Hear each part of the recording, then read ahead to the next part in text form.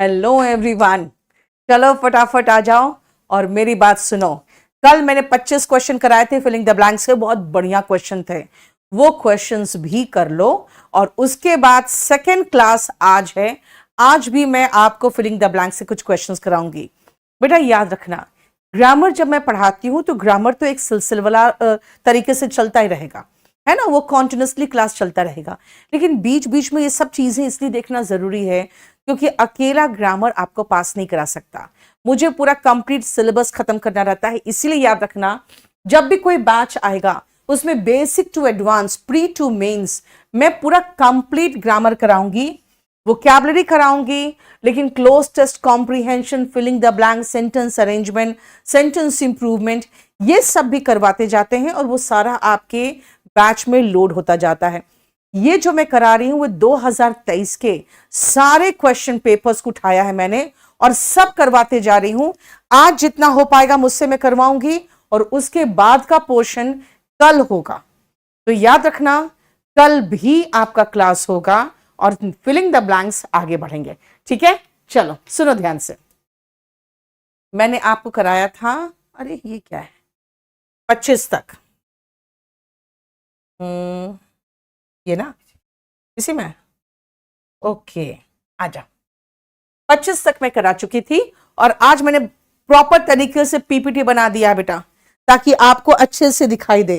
बेटा सीयूईटी करवा रहे हैं हम लोग तैयारी, लेकिन हम लोग ऑफलाइन करा रहे हैं, ऑनलाइन भी बहुत जल्दी कराना शुरू कर देंगे। आ जाओ, नेक्स्ट आओ।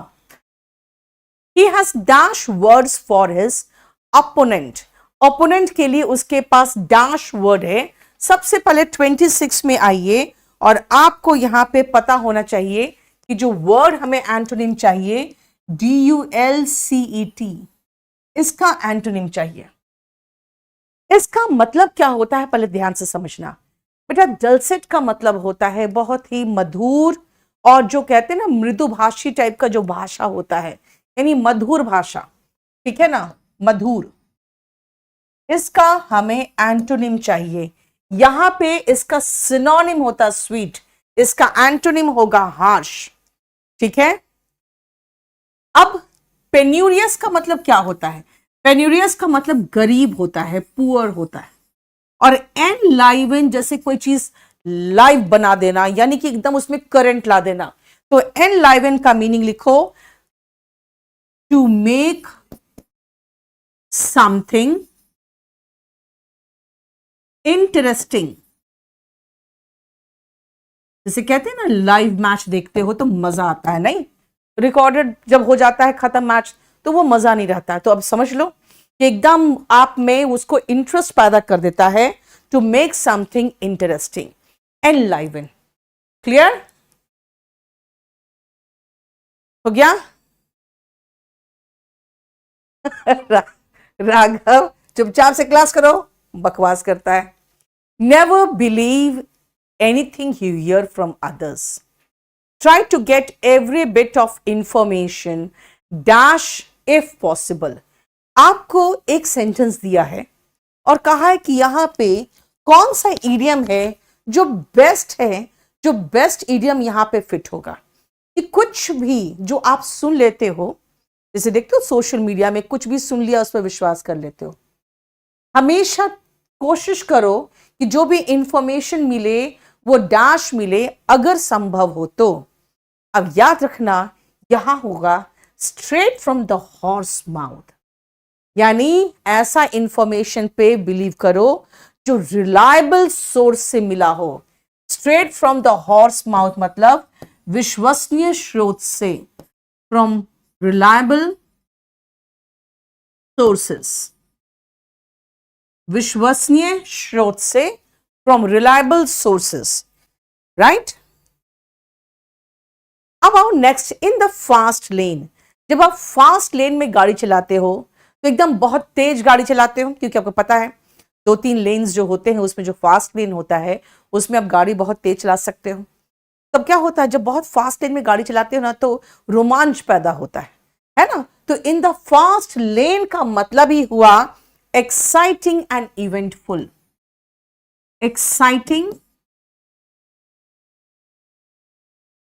एंड इवेंटफुल, इवेंट समझते हो ना, कोई ऐसा इवेंट होता है, इवेंटफुल मतलब जैसे आप कोई कोई अच्छा इवेंट कर रहे हो तो मजा आता है उसमें, है ना, कोई उत्सव की तरह।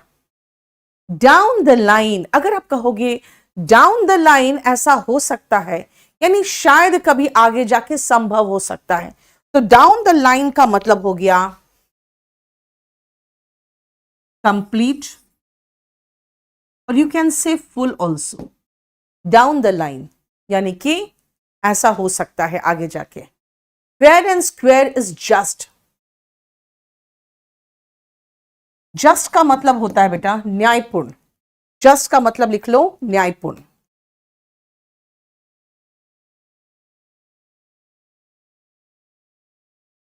ठीक है,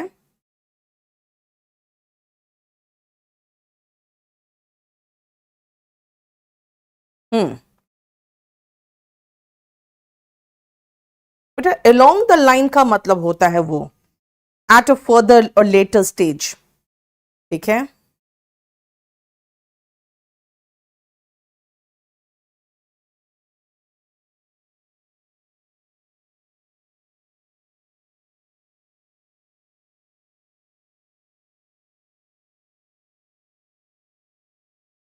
एक और इसका जो मीनिंग अभी जो मैंने कहा था ना, पहले तो वो मीनिंग लिखो, क्योंकि मैंने कहा था ऐसा हो सकता है, दैट मीन्स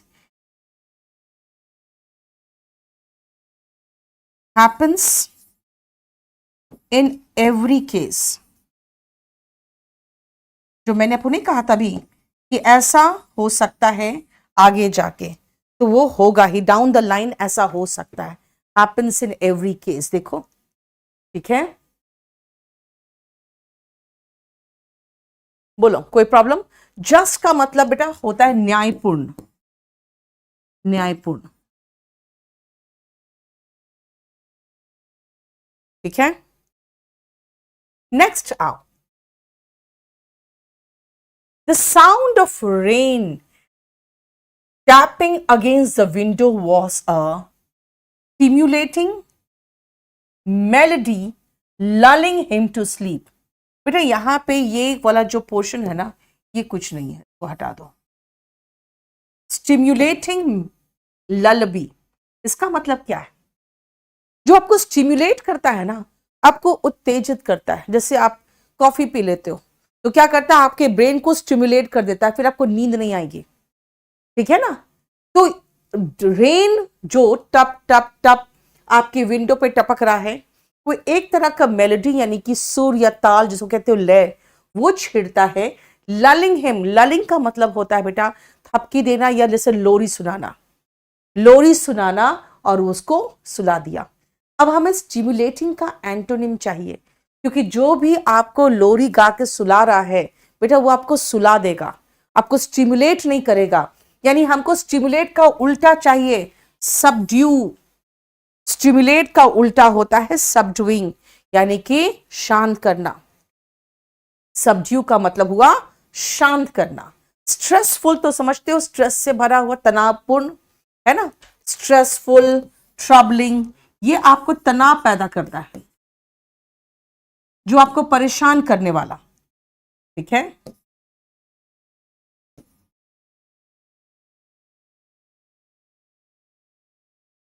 मीनिंग समझना पड़ेगा बेटा। और हार्श का मतलब क्या होता है? रूड। जब आप कठोर तरीके से व्यवहार करते हो तो रूड या हार्श शब्द का प्रयोग करते हो, रूखा जिसको कहोगे। यानी यहां पे कोई मेलोडी यानी कि एक तरह का जो सुर है वो उसमें टप टप टप आवाज कर रहा है। ललिंग का मतलब हो गया कि थपकी देना या लोरी सुनाना, लोरी सुनाना। तो जो आवाज थी वो लोरी सुना रहा था और उसको सुला दिया। तो स्टिमुलेट का उल्टा चाहिए सबड्यू, यानी शांत करना। यानी आपको सिर्फ मीनिंग ही नहीं चाहिए बेटा, ठीक है। और ध्यान रखना, स्टिमुलेट होता है जो आपको जागृत कर देता है, यानी कि और जगा देता है। He was criticized for the dash leadership of his team।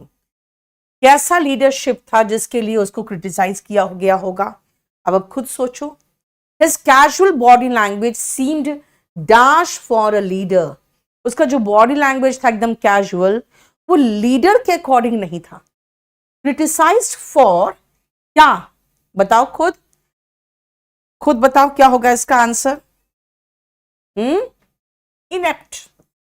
Inept होता है डेफ्ट का उल्टा, आपको याद करो, डेफ्ट, एडेप्ट, इनेप्ट बताया था। इनेप्ट का मतलब होता है अक्षम, यानी कि सक्षम नहीं है, आप में क्षमता नहीं हो तो आप अक्षम होते हो, इनेप्ट होता है। मैंने आपको कराया था आपके एक शीट में, डेफ्ट, एडेप्ट, उसका उल्टा इनेप्ट। और उसका जो बॉडी लैंग्वेज है वो इनएप्रोप्रिएट है, उपयुक्त नहीं होना। इनएप्रोप्रिएट का शॉर्ट फॉर्म होता है इनएप्ट, यानी कि इन एप्रोप्रिएट, इसका मतलब होता है अनुकूल नहीं होना, अनुकूल नहीं,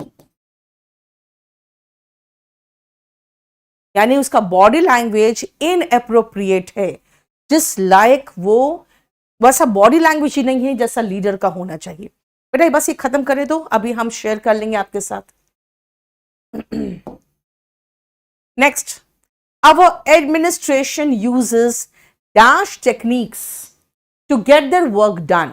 They do not rely on overt tactics. बेटा ये overt का एंटोनिम चाहिए हमें, ठीक है, अंडरलाइन वर्ड, इसको अंडरलाइन कर लेना।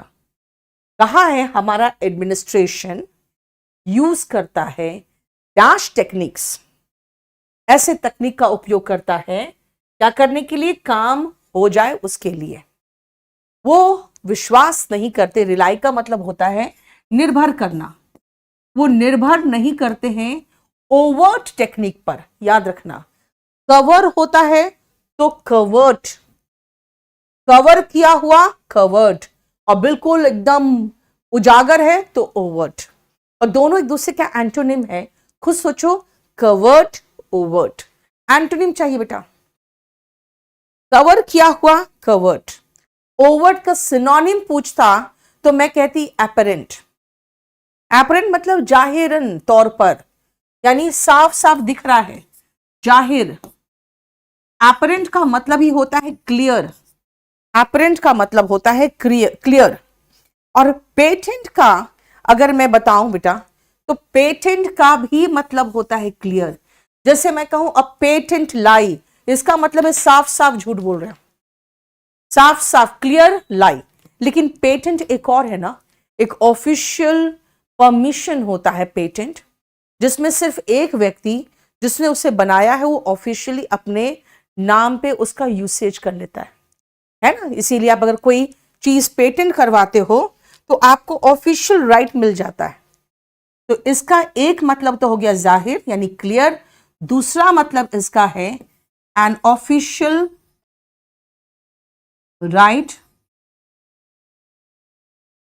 To a person to use and sell a thing.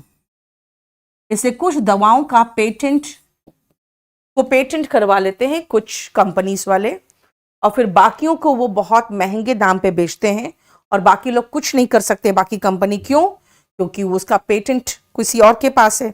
जैसे वो खत्म होता है वैसे ही वो दाम उस दवा का कम हो जाता है, क्योंकि फिर सब लोग बना सकते हैं।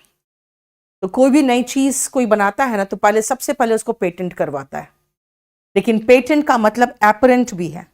तो इसीलिए अगर आप कहोगे कि ओवर्ट का सिनोनिम, तो ये तीनों ओवर्ट का सिनोनिम है, और उसका उल्टा कवर्ट है। देखो अच्छा वर्ड है।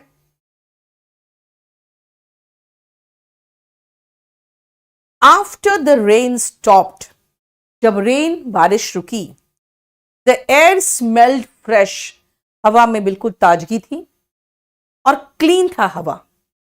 And the sun stared out from behind the cloud. Stare का मतलब होता है बेटा घूरना, स्टेयर का मतलब होता है घूरना। ये देखो, स्टेयर का मतलब घूरना। जो सूरज था वो घूर रहा था कहां से? बाहर, क्लाउड से। बेटा घूरने का एंटोनिम पूछा है, तो घूरना का एंटोनिम पीक्ड होगा, यानी कि झांकना। ठीक है, बोलो। स्पाई का मतलब जासूसी करना होता है बेटा, स्पाई तो जासूसी करना होगा। एक मिनट। हम्म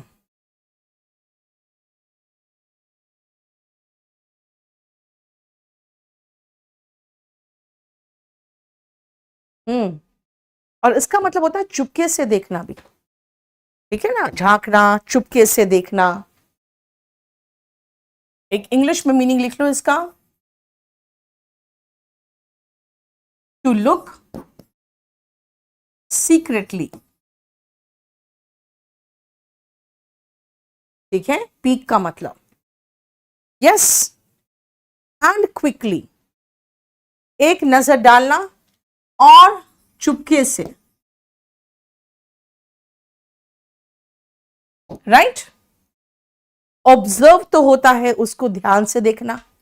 कोई भी चीज को आप ऑब्जर्व करते हो तो ध्यान से देखते हो।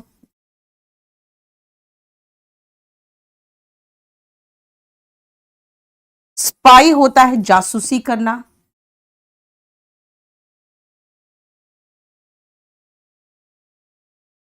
और सर्वे का मतलब तो समझते हो, ये वो तो हिंदी वर्ड में आ गया, अब तो सर्वे नहीं। ठीक है देखो, सीपीयू के लिए कौन सा बैच अच्छा रहेगा? बेटा कोई भी एक बैच ले लो, क्योंकि मेरा सारा बैच सब कुछ कवर करता है।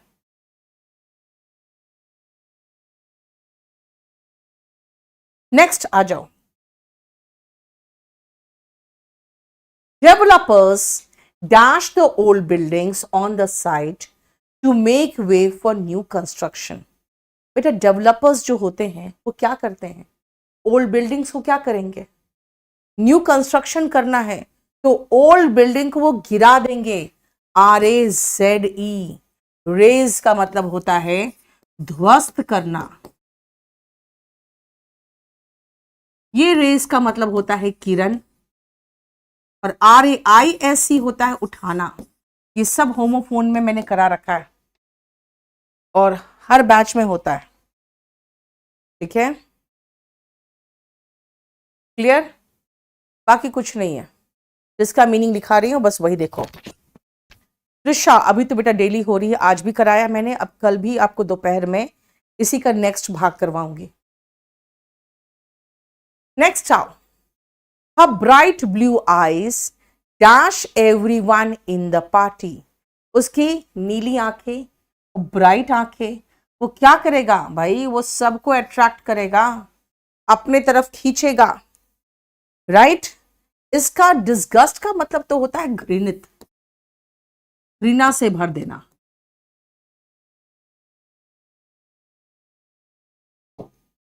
और इतनी सुंदर आंखें तो कोई घृणा से क्यों भरेगा?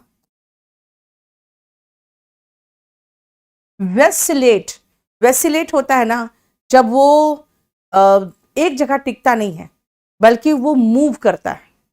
ठीक है, vacillating, moving. Vacillate is to move from one direction to another.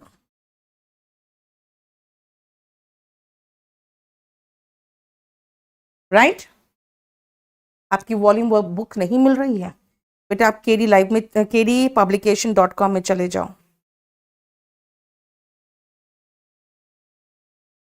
हम्म और कभी कभी आपका ओपिनियन भी चेंज करता रहता है, तो इसका मतलब हुआ keep changing.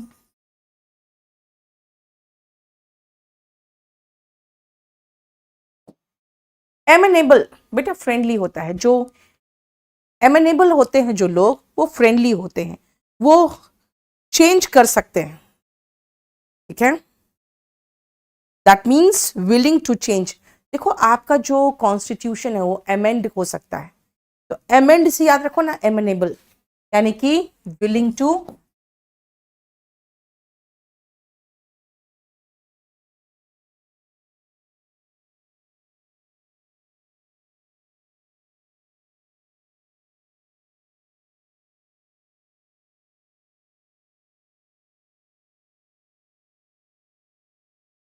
Willing to accept something, यानी बात मान लेगा, जिसको आप डोसाइल कहोगे, ओबीडियंट कहोगे।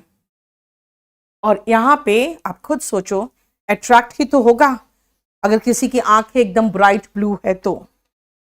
ठीक है, नेक्स्ट आओ, द चिल ऑफ द सन, मुझे चिल का उल्टा चाहिए। On his face was a welcome respite, respite का मतलब होता है बेटा जब आपको एक चैन या आराम मिलता है ना।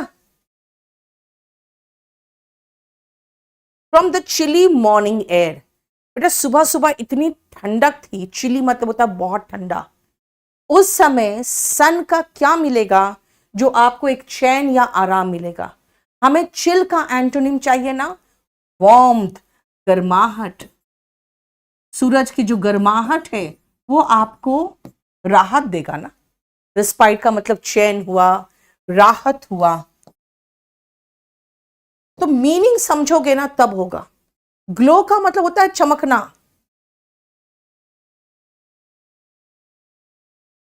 ब्लश, जैसे गाल देखते हो लाल हो जाते हैं बिकॉज अब एम्बैरेस्ड हो या शर्मा रहे हो, है ना, तो ब्लश करने लगते हो। तो व्हाट इज ब्लश? ब्लश का मतलब होता है to become red in face, और इसका रीजन क्या हो सकता है?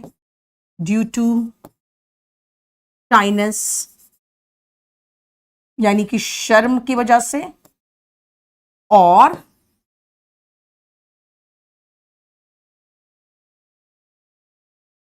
एम्बैरसमेंट की वजह से, यानी कि शर्मिंदगी की वजह से। गाल लाल हो जाते हैं ना तो कहोगे ही इज ब्लशिंग। और ब्राइटनेस का मतलब तो उजाला होता है, उजाला, राइट।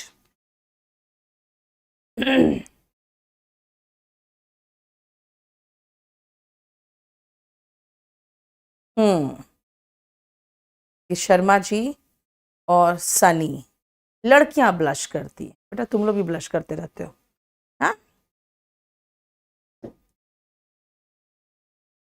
नेक्स्ट आओ, I can't dash this heat any more, मैं और इस गर्मी को बर्दाश्त नहीं कर सकती। बेर, BEAR, ठीक है। आप सोच रहे हो बियर का मतलब क्या होता है? एक तरह का ड्रिंक होता है। कल भी क्लास में बताया था, बेर मतलब हुआ बिना कपड़े का, बिना चप्पल का, बेर फुटेड, बेर बॉडीड। और ये जो BIER है ना बेटा, वो एक लकड़ी का फ्रेम होता है जिस पर कॉफिन वगैरह रखा जाता है। ठीक है, तो ये ध्यान रखना, आपको ये होमोफोन पूछा है।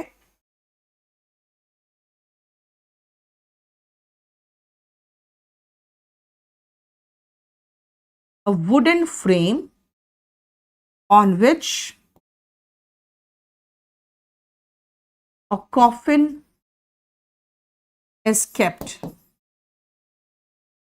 लेकिन याद रखना कि अगर हिंदू धर्म की बात करोगे तो हिंदू कॉफिन में लेके नहीं जाते, लेकिन ऑफ कोर्स वो भी तो एक लकड़ी के फ्रेम में लेके जाते हैं, तो आप सेम वर्ड वहां भी यूज कर सकते हो।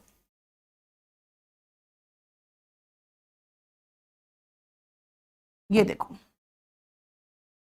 सबका मीनिंग। अरविंद कुमार, वो भी शुरू हो रहा है बेटा। नेक्स्ट आओ, my cousin owns a shop of food dash, क्या चीज, फूड का क्या बेटा, इसमें तो स्पेलिंग चाहिए आपको, एडिटिव्स। देखो यहां पे एक एड वर्ड दिख रहा है, बस इसका यही मीनिंग है। अ सब्सटेंस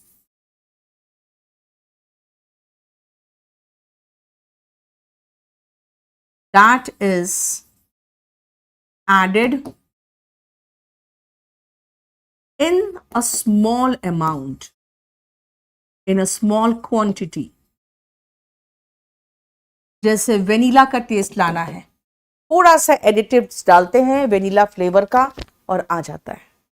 तो ऐड करने वाला चीज जो ऐड किया जाता है ताकि उसमें कुछ दूसरा डिफरेंट टेस्ट आए, चॉकलेट फ्लेवर, वेनिला फ्लेवर, वो डालने के लिए एडिटिव्स यूज किया जाता है, फूड एडिटिव्स। और यहां पे तो स्पेलिंग ही देखना था आपको बस। नेक्स्ट आओ, they do not say anything but stock furiously out of the room. अब यहां पे स्टॉक का मीनिंग क्या है? वो कुछ भी नहीं बोले, बल्कि कुछ भी नहीं बोलते हैं, बल्कि गुस्से से रूम के बाहर निकल जाते हैं। अब यहां पे स्टॉक का मीनिंग क्या है, ध्यान से देखो। द स्टेम और main axis of a plant.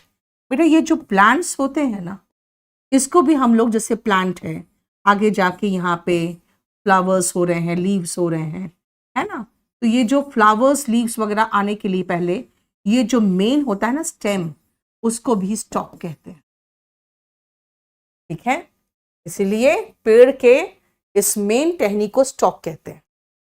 To walk in an angry और प्राउड वे, यही तो मीनिंग निकल रहा है कि गुस्से में और एकदम घमंड के साथ बाहर निकल गए।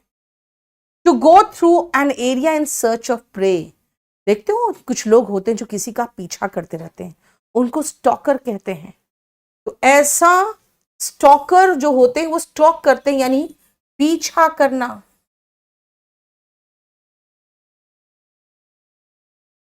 रेकर कॉन्स्टेंटली एंड स्पॉन्टेनियसली, यानी बार बार हो रहा है और स्पॉन्टेनियस तरीके से, यानी अचानक हो जा रहा है, जैसे कोविड वगैरह है ना, कॉन्स्टेंटली हो रहे थे और अचानक हो रहे थे, तो that is also stock, right. इसका यहां पर यही बोलना चाह रहा है कि वो लोग कुछ नहीं बोलते हैं, बल्कि गुस्से में, फ्यूरियसली का मतलब होता है गुस्से में, गुस्से में आउट ऑफ द रूम चले जाते हैं। तो कैसे जाएंगे? चल के तो जाएंगे, गुस्से में और प्राउड वे में। देखो स्टॉक का मीनिंग पूछा है इसमें। नेक्स्ट आओ, she suffered an emotional dash. क्या हुआ बेटा?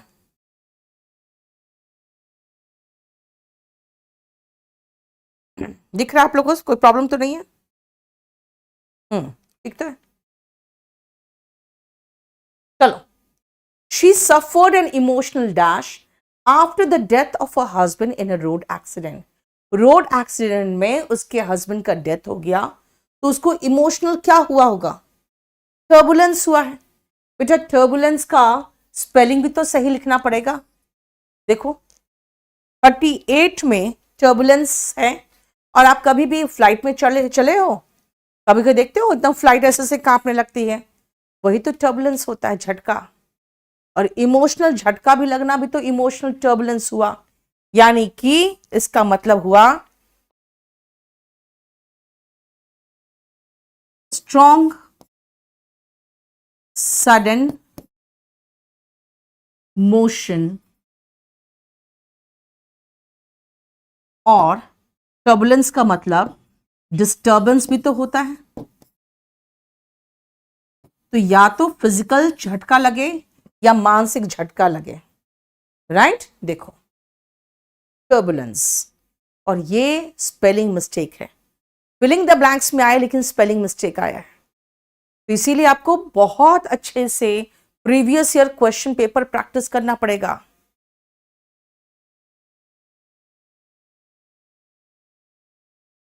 नेक्स्ट आओ, the flow of the river is very rapid now.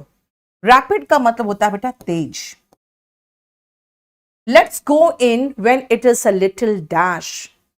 अभी तो रिवर की फ्लो बहुत तेज है, हम लोग रिवर में राफ्टिंग वगैरह के लिए जाते हैं, देखते हैं भाई थोड़ा सा स्लो रहे उसका स्पीड रिवर का, तब जाएंगे, नहीं तो पलट जाएंगे। रैपिड का सिनोनिम फास्ट एंड क्विक है, इसका एंटोनिम स्लो होगा। ये तो बहुत ही आसान है ना।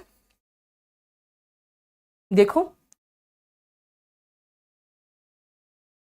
बेटा जरूरी है प्रैक्टिस, क्योंकि आपको इस तरह के क्वेश्चंस देखते हो बिल्कुल खाली वोकैबुलरी बेस्ड है फिलिंग द ब्लैंक्स, लेकिन खाली वोकैबुलरी बेस्ड है। देखो नेक्स्ट आओ, happiness is not something you dash for the future. बेटा एडजर्न जो होता है ना, जैसे आप कोर्ट में जाते हो देखते हो केस एडजर्न हुआ है, यानी कि ये आगे के लिए रख दिया गया है, पोस्टपोन, है ना। और सिनोनिम चाहिए तो अरे यार मैंने तो दे ही दिया आपको, लो आगे के लिए कर दिया गया। It is something you design for the present. कहा हैप्पीनेस ऐसी चीज नहीं है कि भाई जब मेरा सिलेक्शन हो जाएगा ना तब मैं खुशी मनाऊंगा है ना। हमें से बहुत औरतें होती हैं, बहुत बढ़िया बढ़िया कपड़े, किसी की शादी होगी ना तब मैं ये पहनूंगी, है ना। बहुत सुंदर डिनर सेट खरीदती हैं कि जब कोई मेहमान आएगा ना तब ये सेट निकालूंगी। अरे भाई प्रेजेंट में एंजॉय कर लो, वरना एक दिन टपक जाओगे, फिर तुम्हारे जो कपड़े होते हैं, तुम्हारे जो गहने होंगे ना, तुम्हारी बहू एंजॉय करेगी, कहेगी सासू माँ कितनी अच्छी थी, मेरे लिए सारा सब कुछ नया नया छोड़ के गई है, उन्होंने कोई इस्तेमाल नहीं किया, है ना। अब मन ही मन कहेगी कितनी मूर्ख थी। इसलिए बेटा सारा कुछ हैप्पीनेस जो है उसको अभी ही एंजॉय कर लो, एडजर्न पोस्टपोन मत करो। डेसिमेट का मतलब होता है to kill in large number.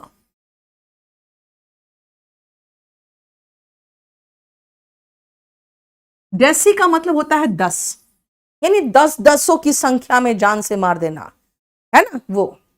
Rejuvenate का मतलब होता है फिर से तरोताजा हो जाना।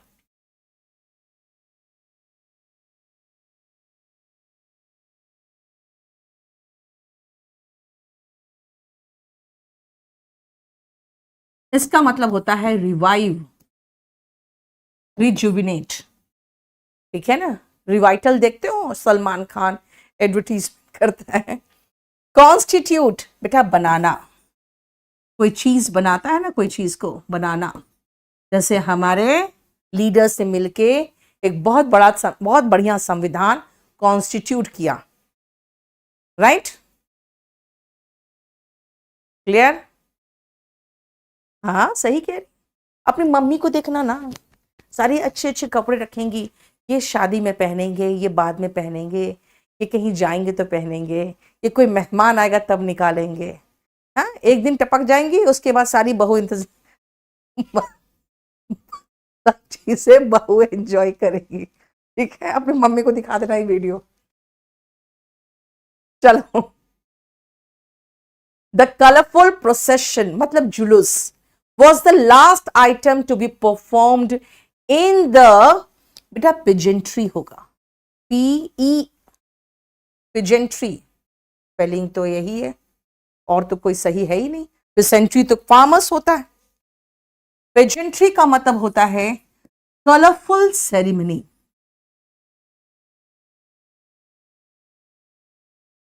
तरह तरह की ड्रेस वगैरह पहन के लोग जुलूस में निकलते हैं। उसमें जो लास्ट कलरफुल प्रोसेशन था यानी जुलूस था, उस पूरे कलरफुल उत्सव का आखिरी भाग था, ठीक है। बेघर करवाइएगा, भाई सही कह रही हूं, अपनी मम्मी को बोलना, ठीक है ना।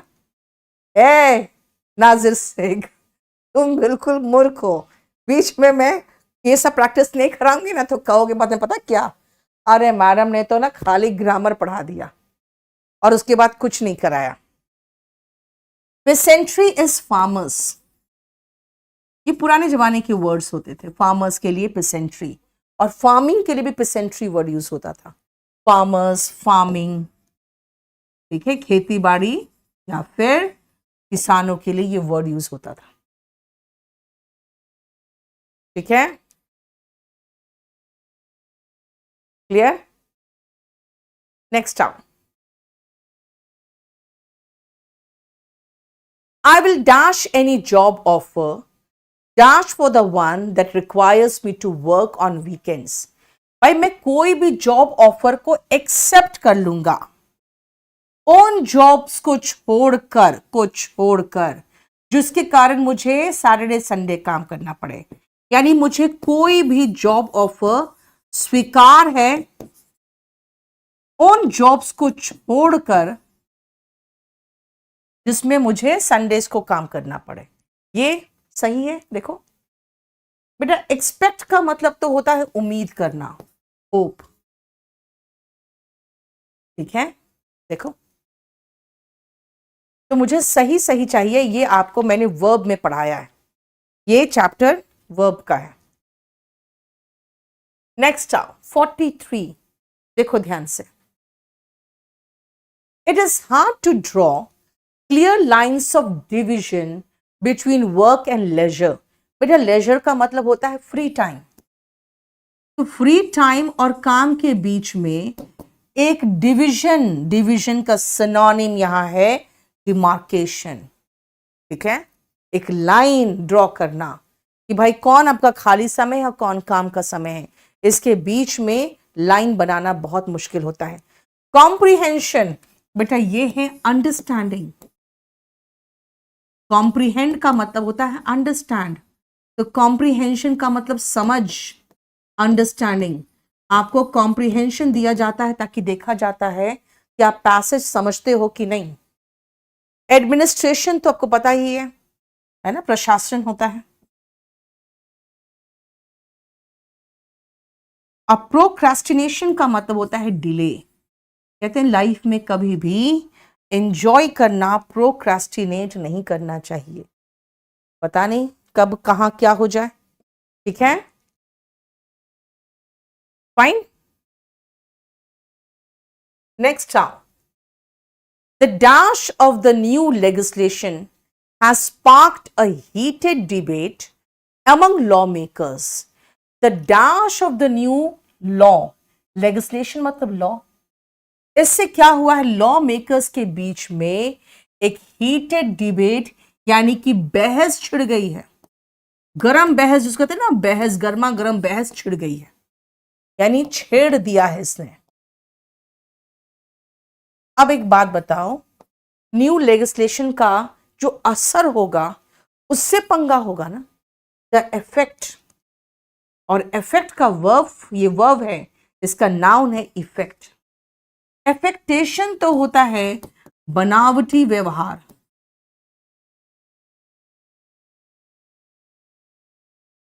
ठीक है, इफेक्ट वर्ब है, इसका मतलब होता है असर करना,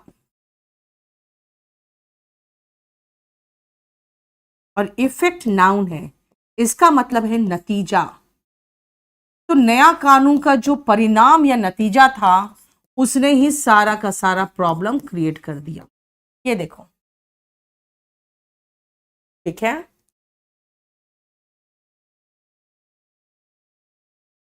क्लियर। नेक्स्ट आओ, I can't believe that you are resolute enough to not even decide what you want for dinner. अब एंटोनिम चाहिए रिजोल्यूट का। बेटा रिजोल्यूट का मतलब होता है फर्म, और अगर आप फर्म नहीं हो तो इनडिसाइसिव हो, ये रात में क्या खाए समझ में नहीं आ रहा है, तो क्या रात में खाओगे उतना भी तुम डिसाइड नहीं कर पा रहे हो, तुम इतने अनिश्चित अनिर्णय हो। देखो इनडिसाइसिव में डिसीजन वर्ड दिख रहा है आपको, इसका मतलब हो जाता है क्या, डिली डैली। इसका मतलब होता है कि एक जगह आप वही हो, वैसिलेट, ठीक है ना, वेवर। रिलक्टेंट तो होता है बेटा अनविलिंग, बेमन, अनविलिंग। और देखो फिलिंग द ब्लैंक सारा का सारा आपको एक दो छोड़कर सब वोकैब बेस्ड दिख रहा है ना। डिसइंक्लाइंड, बेटा रिलक्टेंट का सिनोनिम है डिसइंक्लाइंड, यानी कि अगेन बेमन, इंक्लाइंड ही नहीं है। और गलिबल का मतलब होता है जिनको बेवकूफ बनाना आसान हो, one who can be fooled easily. Gullible का सिनोनिम बताना, गलिबल का एक सिनोनिम है, जरा बताना बेटा। परसुएड होता है मनाना कोई किसी को। ये अभी मैं 26 लेके 50 तक का पीडीएफ लोड कर दूंगी केडी लाइव टेलीग्राम चैनल पे।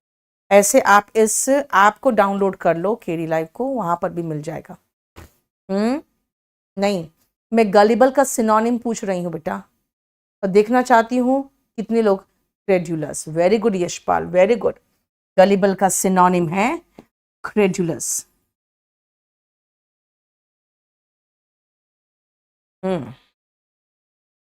नेक्स्ट आओ। अब इसमें आर्टिकल लगेगा कि नहीं लगेगा, और नहीं लगेगा तो आपको ये साइन लगाना है, और लगेगा तो क्या लगेगा। Dash year ago Arihant decided to join dash NCC. बेटा ईयर एगो है, ईयर एगो, तो अ ईयर एगो होगा। और एनसीसी जब भी किसी ऑर्गेनाइजेशन के आप एक्रोनिम का लेटर्स प्रोनाउंस करते हो ना, तो उसके साथ द लगता है। ये मैंने आपको आर्टिकल में पढ़ाया है। A year ago Arihant decided to join the NCC. देखो, ठीक है,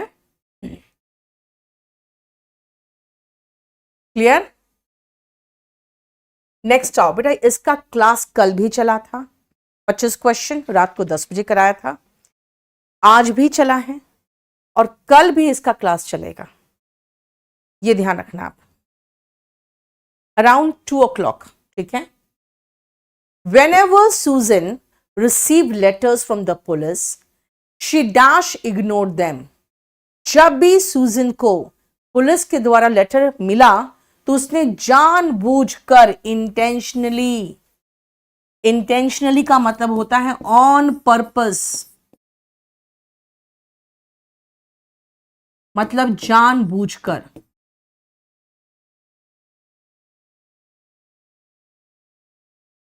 उसने उसे इग्नोर किया। बाकी वर्ड में सिर्फ एक ही वर्ड है जो इसमें सही है, और वो है इंटोनिंगली। तो नहीं होगा, इंटोनिंग होगा खाली।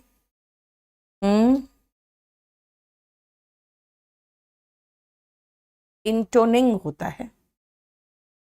इंटोन का आईएनजी फॉर्म लगा हुआ है यहां पे। इसका मतलब होता है to say in a way that your voice does not rise or fall much। जैसे मैं बोलूं कैसे, whenever Susan received letters from the police, she intentionally ignored them। rise and fall था मेरे सेंटेंस में, नहीं। तो आप कहोगे मैम आपकी जो लैंग्वेज थी, आप जो बोले, इट वॉज हाउ इंटोनिंगली, आप इंटोनिंग वे में आपने उसको बोला। तो मैं ये कह सकती हूं कि इंटोन का मतलब होता है ऐसे बोलना कि आपकी वॉइस में राइज एंड फॉल नहीं हो। वरना मुझे कैसे बोलना चाहिए, बोलने का तरीका तो ये सही होगा, whenever Susan received letters from the police, she intentionally ignored them। जिस वर्ड पे जोर देना है उसको जोर दो, है ना, और नहीं दे रहे हो तो इंटोनिंग हो आप, और इंटेंशनली उसने इग्नोर किया जानबूझकर।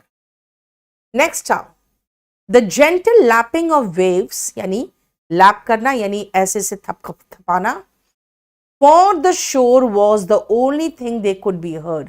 बेटा फॉर का एंटोनिम पूछा है, अगेंस्ट होता है। तो जो समुद्र का किनारा है और लहरें हैं समुद्र के किनारे से टकराती है, अगेंस्ट द होगा, अगेंस्ट द शोर, ठीक है। शोर का मतलब हो गया किनारा, समुद्र का जो किनारा होता है।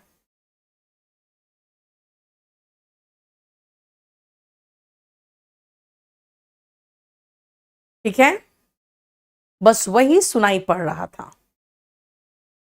नेक्स्ट आओ, we were entering the dash territory. अब हमें चाहिए एफेबल का एंटोनिम। एफेबल होता है बेटा फ्रेंडली,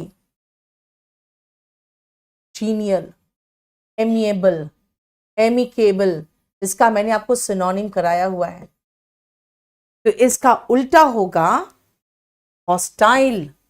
हॉस्टाइल का मतलब होता है दुश्मनी भरा। और अगर उसका सिनोनिम बोलोगे तो एमिकेबल सिनोनिम होगा। इससे एमिएबल और एमिकेबल भी लिख सकते हो, इसका सिनोनिम है, यहाँ सिनोनिम दिया हुआ है एमिकेबल। एग्रेवेट होता है बढ़ा चढ़ा देना या और बदतर बना देना, बदतर कर देना। अगर मैं कहूं भाई तुम्हारे जो नेता है उनके भाषण ने और जो वहां पे प्रॉब्लम था उसको एग्रेवेट कर दिया, इसका मतलब उसको भड़का दिया। ठीक है। सार्डोनिक, बेटा सार्डोनिक का मतलब होता है जब आप में वो फीलिंग आती है भाई मैं ही तो हूं जो हूं, बाकी सब तो मेरे से तुच्छ है, तो आपको वो जो फीलिंग है ना वो सार्डोनिक है। इसको कहते हैं दूसरों को मजाक उड़ाने वाला, स्कॉर्नफुल, फीलिंग ऑफ अपने आप को ज्यादा सुपीरियर समझने वाला, सुपीरियोरिटी। ठीक है। मॉकिंग, राइट। प्रोवोक होता है बेटा उकसाना। और 50 नंबर देख लो, the shareholders are planning to dash control of the company from the current directors. जो शेयर होल्डर्स है वो प्लान कर रहे हैं क्या कि जो अभी मौजूदा डायरेक्टर्स है ना उसके हाथ से सत्ता खींच लेने का।